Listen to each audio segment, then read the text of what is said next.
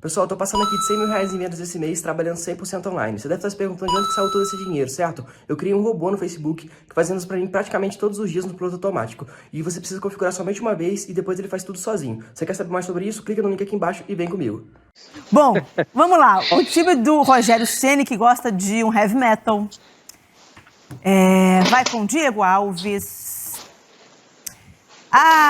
O setor defensivo que a gente já sabe, Isla, Ilharão, Gustavo Henrique e Felipe Luiz. Aí o Gustavo Henrique ali é o que a gente imagina que sim, é o provável. Gerson e Diego e Gerson. Everton Ribeiro por um lado, Arrascaeta do outro, Bruno Henrique e Gabigol. Eu começo com a Ana Thaís, essa discussão. Ana Thaís, são muitas as formas de discutir o time do Rogério Ceni nesse momento, né?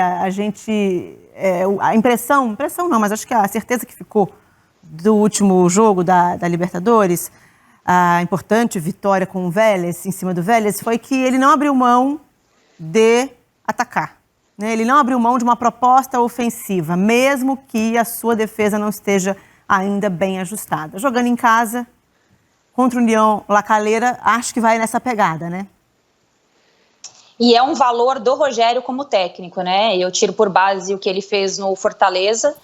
Não estou comparando os times, nem os elencos, mas dentro da proposta de elenco que ele tinha no Fortaleza, ele conseguia fazer um time que minimamente conseguia ser ofensivo, embora não tivesse goleadores, né? Era uma equipe sem goleadores, mas a forma como ele pensava a equipe, né, de usar os laterais para armar o time, ele tinha 4 laterais que se revezavam ali praticamente para armar o time, com uma defesa muito sólida. Então, mesmo com a limitação técnica que ele tinha do elenco, o Rogério é um técnico que pensa o futebol para frente. Ele gosta dessa questão da agressividade e pega um laço de Flamengo que trabalha dessa forma. Acho que esse é o ponto positivo para mim, vendo o trabalho do Rogério. Agora, tem uma coisa, Gabi, que é muito específico do futebol brasileiro, que é essa questão defensiva, né? Gols é uma coisa que abala muito a concentração das equipes brasileiras em Libertadores. Porque aí o time fica ansioso e tem que buscar o empate, tem que buscar a vitória. O Flamengo é um time que trabalha bem sob pressão, é um time que reage bem sob pressão. Mas acho que o Rogério também, quando ele está nesse processo de organizar o Flamengo, com essa assinatura que ele tem aí de William Arão na zaga, eu acho que é o único ponto, a gente já falou sobre isso aqui algumas vezes, eu acho que é isso que eu insisto um pouco em questionar. Não a formação da dupla, porque eu acho que o sistema defensivo começa lá da frente para trás, como a gente já falou aqui também. Mas de um time que controla o jogo através da posse, extremamente agressivo, que tem ali atacantes que controlam o jogo através da movimentação. Acho que esse ponto aí do Rogério defensivo, principalmente pela manutenção do Gustavo Henrique na vaga do Rodrigo Caio, de um time que tem ali um pouquinho de problema com a bola aérea, é o ponto que eu questiono aí do Rogério, e a gente vai ter mais uma oportunidade de entender o que ele pensa dessa equipe jogando na pressão de uma Libertadores. Ana, você pediu e a gente trouxe aqui o levantamento de gols sofridos nos últimos 6 jogos. São 11 gols sofridos, quase 2 por jogo de média. Desses 11, 4 foram por bola aérea. A gente já está vendo do Vasco, uma contra o Madureira, Vélez e Volta Redonda. 5 foram dentro da área, mas com bola rolando, né? Uma construção que se deixou chegar até a pequena área. 1 de fora da área, que a gente acabou de ver, e 1 de pênalti. Portanto, dos 11, 5 foram com bola rolando, 4 com bola aérea. E nessas partidas, né, dos gols sofridos, 5 duplas de zaga diferentes. Ora, Rodrigo Caio e Arão. Aí Rodrigo Caio ele ainda não se recuperou da fibrose, então a gente está apostando que seja o Gustavo Henrique, porque assim foi no último jogo da Libertadores. O Bruno Viana, me parece que é um jogador que ele até coloca em algum momento ali, como ele fez na última partida, para recompor talvez para fazer uma saída de bola um pouco mais ágil, mas ainda aposta no Gustavo Henrique para o controle dessa bola aérea. Ricardinho, para você eu introduzo o mesmo assunto que a gente está falando aqui, que eu acho que é um problema recorrente, mas eu coloco um elemento novo. A gente consegue avaliar também o Diego Alves nessa responsabilidade pela saída na bola aérea? Gabi, dependendo da jogada, sim, né? dependendo da jogada, mas não acho que é o caso nesse momento dos gols que o Flamengo levou. Pelo contrário, acho que o Diego Alves é um ponto positivo e além de experiência, ele passa tranquilidade para a equipe do Flamengo nesse aspecto, né? Porque ele é um grande goleiro, então eu não acho que ele, nesse momento, tenha culpa ou caia na conta dele. O que a gente tem que entender um pouquinho em relação ao Flamengo é que, primeiro, você tem a ideia do treinador, que é um treinador, o Rogério, que gosta de trabalhar suas equipes ofensivamente. Você tem um treinador que, além dessa ideia, entendeu rapidamente, por talvez ser ex-atleta e jogar em altíssimo nível, como é que é o Flamengo. O que a torcida do Flamengo gosta de ver da sua equipe? Isso é um fato importante. Muitas vezes o treinador assume a equipe, quer colocar sua forma de trabalho, mas às vezes há uma incompatibilidade com aquilo que o torcedor está acostumado a ver do seu time. Né? Eu digo isso, já pensou se o Rogério é um treinador defensivo que por mais que tenha bons jogadores, feche bem a sua equipe atrás para contra-atacar? Com certeza ele ia ter mais problemas. Então a ideia dele bate com aquilo que o torcedor do Flamengo gosta: ofensividade, velocidade, habilidade, criatividade, né? E o terceiro ponto é aquilo que você tem na mão. O Rogério tem na mão hoje um elenco de muita qualidade. Jogadores do meio para frente, principalmente, além de opções de altíssimo nível, de qualidade. O que ele pensa? Eu preciso fazer com que esses jogadores produzam, eu preciso dar liberdade para eles criarem. E o Flamengo é um time que cria muito e faz muitos gols. É só a gente levantar aí nos últimos conquistas, jogos, só desse ano acho que já é o suficiente já. Tanto é que no último jogo ele estava 2 vezes atrás no placar e foi atrás do empate e virou o jogo. É um time que ofensivamente produz. E aí é o que todo treinador e todo torcedor quer. Poxa, mas tem que ter um time equilibrado. Pois é, mas é muito difícil você encontrar isso da parte defensiva com a parte ofensiva, quando ofensivamente você tem jogadores que são criativos, que realmente é um time que se expõe, que tem velocidade. Você acaba inevitavelmente dando espaço para o adversário. O Rogério está tentando construir isso, está tentando equilibrar. Não é simples, até porque ele está tentando usar os melhores jogadores que ele tem. Por isso ele colocou o Diego na cabeça da área, colocou o Arão como zagueiro, porque ele está tentando utilizar na equipe principal os melhores jogadores que ele tem no elenco dentro da sua concepção, né? Por isso que em alguns momentos há esse desequilíbrio de levar alguns gols, né, de um erro de marcação, mas ofensivamente o time produz, o time é criativo. Eu acho que esse é o grande trabalho do Rogério nesse momento do Flamengo. Ele está apostando nisso, ele está apostando na efetividade, no ataque, no poderio ofensivo que a equipe dele tem. Ok. Lédio, é uma ideia de jogo bastante consolidada e que ele insiste, e acho que a gente concorda aqui de que vale a pena insistir. Tem aí um outro torcedor do Flamengo que, em dado momento, me parece que gostaria de um time com uma formação mais... Uma meia dúzia, né? Uma meia dúzia que de vez em quando parece que gostaria de uma formação de volantes ali, mais protetores, e aí você fala, ok, então vai deixar de ser tão ofensivo assim, é o que vocês querem? Ah, então não dá para fazer as duas coisas. Ok, chegamos a essa conclusão. Mas, por outro lado, também temos de concordar que o torcedor tem razão em reclamar de sucessivos erros desse desequilíbrio que a gente está apontando aqui, e o Ricardinho disse que não é fácil achar. O que você acha que o Rogério conseguiu aproveitar bem esse tempo? Vem neste caminho de aproveitar bem esse tempo para corrigir erros pontuais e também coletivos em termos de sistema defensivo? Olha, a questão, Gabi, é que o torcedor, por mais que diga que não, toda a comparação que ele faz com o Flamengo do Jesus, que era um Flamengo absolutamente, eu digo, era imortal. Aquele time, se jogasse um ano inteiro, mais um ano inteiro, ele ia ganhar todos os títulos, do jeito que jogava.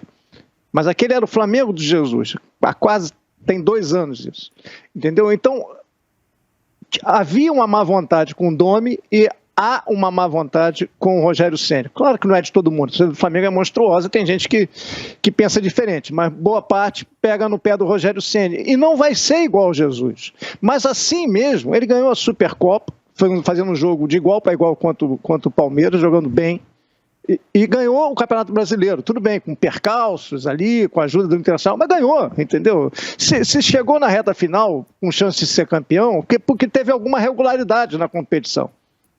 E, enfim, agora o torcedor prefere lembrar que perdeu a Copa do Brasil e que foi eliminado nos pênaltis por Racing, um jogo que o Flamengo teve 80% de posse de bola, enfim, e que perdeu para o Vasco, não perdeu para o Vasco há 5 anos, aí perde um jogo para o Vasco, cai o mundo. Enfim, ele tem a ideia de jogo dele, e a ideia de jogo dele está dando certo. Você acha que é fácil jogar contra o Vélez, lá no José Amalfitani, virar um jogo, ganhar por 3-2? O Vélez é o líder do grupo no Campeonato Argentino. A gente estava falando do Boca aqui, a gente levou 1 hora falando do Boca. O Vélez está na frente do Boca no Campeonato Argentino. São estilos completamente diferentes. É um time leve, baixinho, de toque de bola. O Flamengo foi lá e ganhou, virou 2 vezes. Ganhou a Taça Guanabara, vale pouco, mas ganhou, não tem uma taça, levantou a taça. É a ideia de jogo dele, é o Arão e o Diego, ele somar talentos, entendeu? Ele não abre mão do Diego, entendeu? Para botar o Diego em campo e não perder o Arão, que para mim é um jogador imprescindível, ele deixa o Arão na zaga. Aí muita gente faz lobby pelo Bruno Viana. Claro que o Bruno Viana é um bom zagueiro, não tem a menor dúvida. A gente conhece, jogava bem no Braga, tinha mercado na Europa. Agora, tem que esperar. Se fosse lá o Lédio Carmona zagueiro, todo mundo ia pedir o Lédio Carmona, porque querem mexer, querem botar o Arão pro meio, entendeu? Mas não é assim. A gente trata o Flamengo como se o Flamengo estivesse perdendo os jogos às pencas, se tivesse uma desgraça total. Não está. Continua sendo um time vencedor. Agora, é um time com falhas. Qual o time que não tem falha? O River tem falha, o Boca tem falha, o São Paulo tem falha, o Grêmio mostrou várias falhas, o Inter tem falha, e ele tem que treinar, ele tem que fazer o time assimilar a ideia dele. No domingo eu estava fazendo jogo São Paulo e Ituano, aí o Crespo com 3 zagueiros fez 5 substituições lá no final, aí o Luiz Carlos comentou comigo, é engraçado, né? Ele fez 5 substituições e não mexeu no 3-5-2, ele manteve os 3 zagueiros. É evidente, ele quer treinar. Ele quer que os jogadores assimilem. Por que ele vai? O jogo está fácil, ele vai tirar 3 zagueiros para quê? Para fazer os jogadores passarem a ter uma outra ideia. Ele quer manter a ideia de jogo dele de 3 zagueiros. É o que o Rogério está fazendo. Enfim, é polêmico o William Arão. Mas será que o William Arão é por causa do Arão que o Flamengo leva tanto gol? Mas ao mesmo tempo falha. E por que a gente não pensa de outro jeito? Se o Everton Ribeiro e o Bruno Henrique estivessem jogando bem e não estão, o Flamengo estaria fazendo muito mais gols. Entendeu? Muito mais do que já faz, dos muitos que já faz. Então, eu acho que a discussão poderia ser outra. Poderia não ser Arão e Diego. Poderia ser Everton Ribeiro e Bruno Henrique. Entendeu? Mas eu acho que vale a pena insistir com Everton Ribeiro e Bruno Henrique, porque eles são ótimos, entendeu? Eles estão vivendo um momento ruim. Agora, eu acho que a gente fica reclamando de algo que há 3 anos dá certo, que é o Flamengo em campo. Quando você quer uma coisa idílica, como você fosse comer um prato de melado e não se sujasse em nenhum momento. Uma hora vai sujar um pouquinho, gente. Não vai ganhar todas, vai perder, vai tomar gol. É assim, futebol é assim. Às vezes você toma gol, às vezes você perde um jogo, às vezes o adversário não é o vento. É que o torcedor trabalha com aquela cabeça dos ingredientes e da receita que ele viu o bolo crescer, né? E aí ele fica pensando que o bolo vai sair da mesma forma. Vai sair um outro tipo de bolo que talvez agrade, né? E acho que é um pouco isso. Você tocou num ponto... O importante é que o bolo continue resolvendo, continue alimentando. E o Flamengo ainda alimenta o torcedor com bons resultados. Acho que esse é o principal fator. Mas você tocou num ponto importante, né? Muito se fala, sim, da saída do Mari, que deixou um problema na zaga e que, se conseguiu resolver de alguma forma. Você tem uma saída de um Rafinha, o Isla também acho que é um jogador que a gente precisa entender que é um outro jogador, é uma outra forma de jogar ali também. E você tem 2 jogadores que foram mantidos, como o Everton Ribeiro e o Bruno Henrique, e que não estão exatamente na mesma atuação que tiveram. E aí, quando o Rogério resolve mudar, porque é necessário mudar ao longo da partida, ele tem outros jogadores com outros perfis. Nas trocas, aí eu pergunto primeiro para a Ana, é um outro Flamengo que pode ser feito? Eu estou dizendo, por exemplo, numa entrada, na saída do Diego, que é um jogador que sempre sai no meio do segundo tempo. Estou falando na eventual substituição do Everton, quem pode entrar mantendo a mesma forma ou que outras formas de jogar o Flamengo pode partindo de quem está no banco, Vitinho, um deles, né? João Gomes, enfim, jogadores, Michael, mas que jogadores, e Pedro, sobretudo Pedro, talvez o Pedro seja, acho que a peça que é importante para pensar em um reposicionamento tão letal quanto numa outra forma de jogar. Como é que você vê esse Flamengo mais letal saindo do banco? Em que formação? Eu pego carona no que disse o Led, eu acho que tem um ponto interessante que a gente tem que falar também, Gabi, que é sobre essa questão dos jogos, né? Tem muito treinador usando jogos para arrumar o time, porque a gente está nessa loucura que a gente já tem falado em relação ao calendário, e claro que é outro aspecto, né? Totalmente diferente você arrumar o time com jogos, né? Porque infelizmente não tem tempo, é viagem, deslocamento, etc. Então eu acho que eu vejo muito isso nesse momento aqui no futebol brasileiro. E agora, respondendo a sua pergunta, eu acho que tem um fator aí também que pesa em relação ao Bruno Henrique, que é um pouquinho da mudança do posicionamento dele com o Rogério Ceni, né? Ele joga um pouquinho mais, como eu gosto de falar, quando eu falava na rádio, ele joga um pouquinho mais apertadinho ali entre o meio-campo e o ataque, né? Ele joga mais por dentro, ele não tem jogado mais tão aberto pelo lado esquerdo para ter aquele confronto do 1 contra 1 que ele faz tão bem, né? Que foi o melhor do Brasil durante muito tempo fazendo isso por ali, desde o Santos, inclusive. E o Rogério trouxe ele um pouquinho mais para dentro para dar um pouco mais de movimentação, pelo que eu percebi, né, para o Arrascaeta principalmente, e para ele acionar mais esse meio campo, para esse meio campo chegar mais na área. Acho que foi essa a tentativa do Rogério, e aí, é claro, para mim, refletir um pouco na questão do jogo do Bruno Henrique nessa temporada. Já o Everton Ribeiro, eu acho que tem uma coisa que passa muito pelo tempo, né? Pelo tempo. Ele é um jogador que vem oscilando muito. Acho que o torcedor fala muito desde a convocação para a seleção brasileira, mas ele oscila, mas ele responde, né? Então eu acho que mesmo quando ele cai um pouco, é aquilo. Você tem que dar a sequência para o jogador responder. Só que lembrando que o time tem alternativas no banco de reservas, né? A gente falou aí da questão do Vitinho. E aí vamos chegar no Pedro. Se fala muito no Pedro jogar com o Gabriel. E eu falo muito da variação do ataque que o Flamengo não conseguiu encontrar ainda desde muito tempo, né? Um time muito combativo, que é tudo que a gente já sabe de maravilhoso que tem, né? Desse futebol que veio rompendo aí dos últimos anos com o que a gente via aqui no Brasil. Mas é um time que varia muito pouco no ataque, seja o posicionamento do Gabriel, seja no grupo de jogadores que envolve por ali. O que eu acho nesse ponto é que, embora a gente entenda tudo o que está acontecendo na mudança do Rogério Ceni, é um time que resolve muito pela questão individual e nem tanto pela coletiva. Eu acho que põe ali o Gabriel um dia inspirado, ele vai lá e resolve, como foi a reta final do Campeonato Brasileiro, o Arrascaeta da mesma forma, mas eu acho que para um time que tem tanto talento individual, o coletivo ele tem que ser um pouquinho mais forte. Acho que vai ficar, tá? Vai ficar porque é um começo de temporada. Mas eu acho que são esses pontos aí que a gente dá para encaixar. Acho que hoje, se dá para questionar alguma coisa, é essa variação do ataque, que é um ponto aí que também dá para pensar em evolução. Ok. Ricardinho? Gabi. Fala, Lédio. Não, só um pouquinho antes do Ricardinho, até um subsídio a mais para ele. O que eu acho que mudou no Flamengo, e o Rogério já falou sobre isso, pelo menos eu li que ele teria falado algumas vezes, é que o banco, principalmente em termos de meio campo, ele tem poucas opções hoje. Como o Diego era banco, na época da conquista da Libertadores, do próprio Mundial e até ano passado, antes do Rogério, ele era o jogador que entrava sempre, mudava o ritmo do jogo, né? Como entrou na final da Libertadores, fez o lançamento do segundo gol do Gabigol, aquela coisa toda.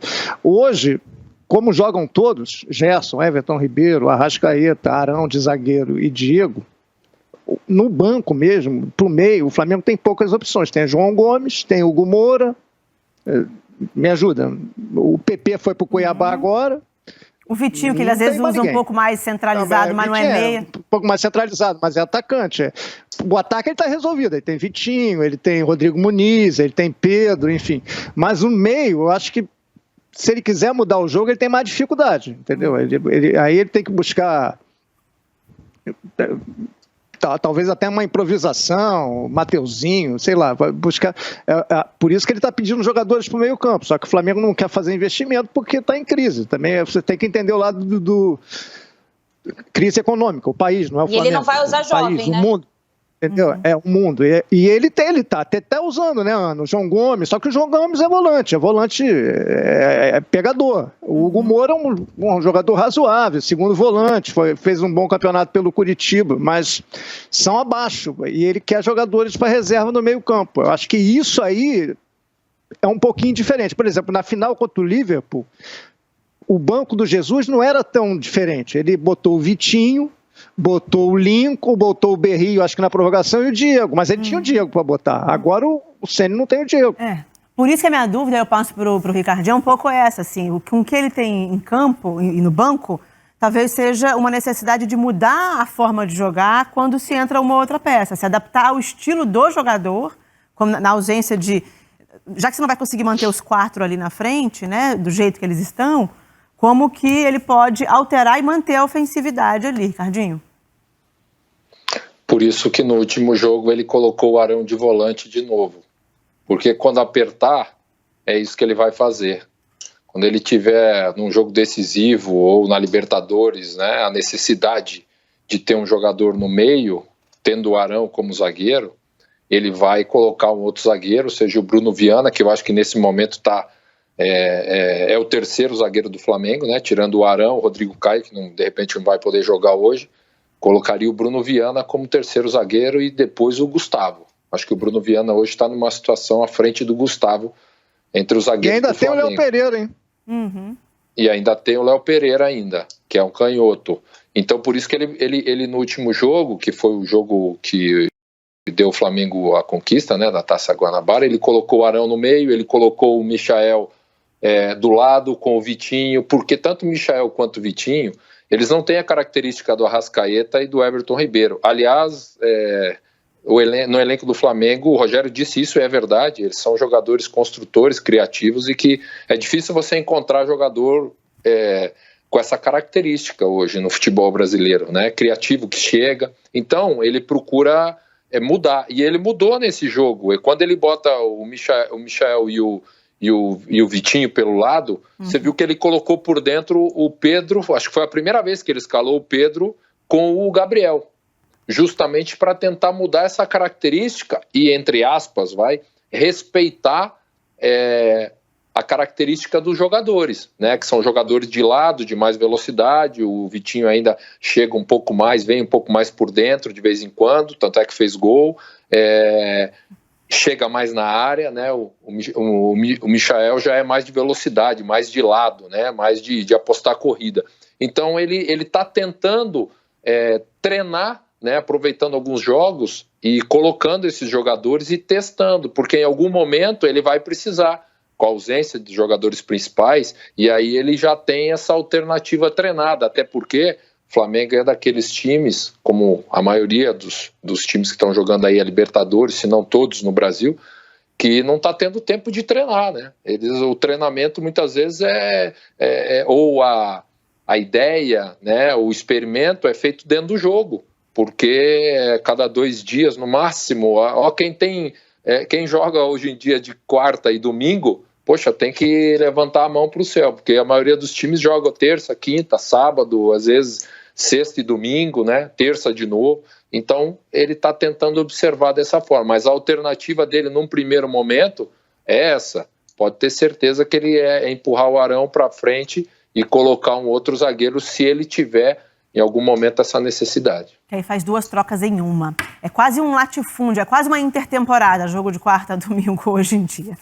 Mas olha, a gente está numa discussão sobre os 11 do Flamengo, como que o Rogério Ceni pode manter a mesma forma de jogar, que ajustes pode fazer, mas eu me coloco ali na pele do torcedor do Atlético que quer ver 11 em campo que te agradem. E ele vê jogadores que ele acha que pode jogar, discute com o técnico se é a melhor formação, se não é, e tudo isso uma Libertadores. Hoje tem jogo contra o América de Cali em casa, depois de um grande tropeço contra o La Guaira. Trava-línguas por aqui, chamo o Bob Faria para conversar com a gente. Muito boa tarde, Bob.